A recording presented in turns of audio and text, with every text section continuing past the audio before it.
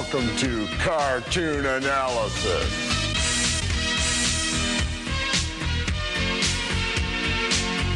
You want to know why the world is so screwed up?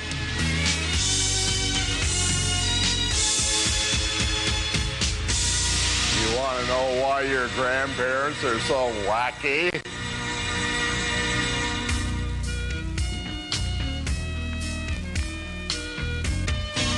We're looking into the deep psychological impact that cartoons from the bygone years have had on your grandparents and maybe even on you. Here on Cartoon Analysis. And what we like to do here is take a good hard look at the deep psychological problems that could have been made about by cartoons that were watched by people 50, 60 years ago.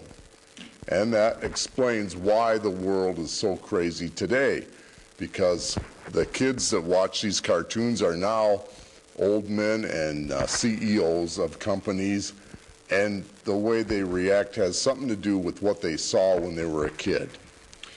And this cartoon we're analyzing tonight is called The Cocaine Railroad. It's a pretty bad name to begin with, and I can tell you right now that this hide. And if you watch closely, you'll see letters on the side of the train that says Cocaine Train. And as he drives this train around the countryside, I can't tell you how horrible this is, but I feel so bad for this one little Jewish guy in there that he picked people hooked on cocaine or something. It's a crack cocaine train cartoon. And of course, in this, the good guy is represented by a big red bull. That's like the bull market and the stock exchange. But that's the guy that in the end, he gets beat up. And I don't know, can't tell you exactly what that means, but it's got some psychological impact on people that watch it. And so we've assembled a group of experts here that have been analyzing cartoons down in the lab, and we're going to pass the mic around, and each one's going to tell you what they thought of this particular Cocaine Train cartoon. But myself, you know, when I first saw this, I got so mad about it, my brain started to swell up, my eyes came out of their sockets. Finally, the pressure was so bad, my head exploded and my brain went up and stuck on the ceiling.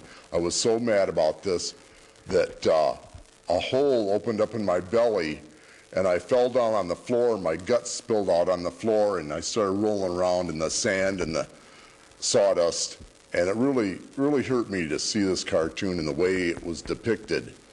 And I'm sure it had a deep psychological impact on anybody that ever saw this. And so, what do you think, Bob?